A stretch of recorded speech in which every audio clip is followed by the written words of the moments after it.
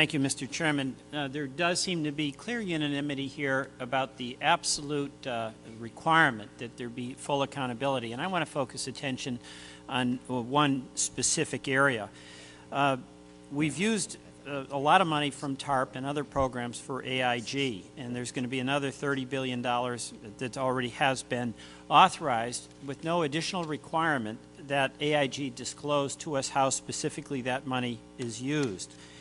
And this new use of TARP funds is a significant departure from previous TARP assistance to AIG, and as long as it continues to be given without requiring AIG to fully disclose how that money is being spent, it's going to thwart our efforts to provide answers to the American taxpayer. AIG has been unwilling so far to provide significant information on what financial institutions, either domestic or foreign, are counterparties to its outstanding credit default swaps.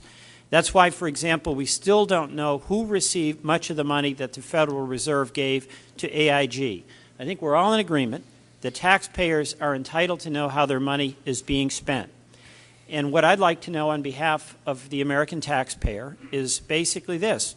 One, does Treasury agree that AIG can use this money to fulfill credit default swap obligations with taxpayer money from TARP? Two, if so, does Treasury have a specific plan to track each and every dollar that AIG uses to pay counterparties? And three, what plans does Treasury have to compel AIG to release information to Treasury and the American taxpayer on what counterparties are paid? Keep in mind, AIG is 80% taxpayer owned, so in a way, AIG is us.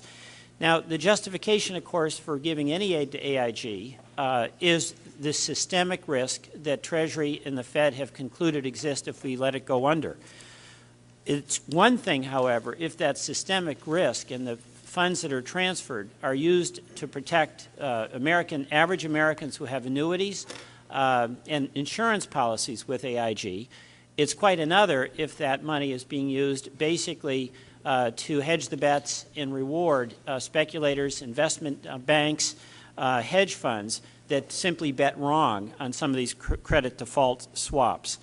So, Mr. Chairman, my question really goes to getting specific information on how money is being used to pay counterparties and what counterparties are on the receiving end of this benefit. And I yield back.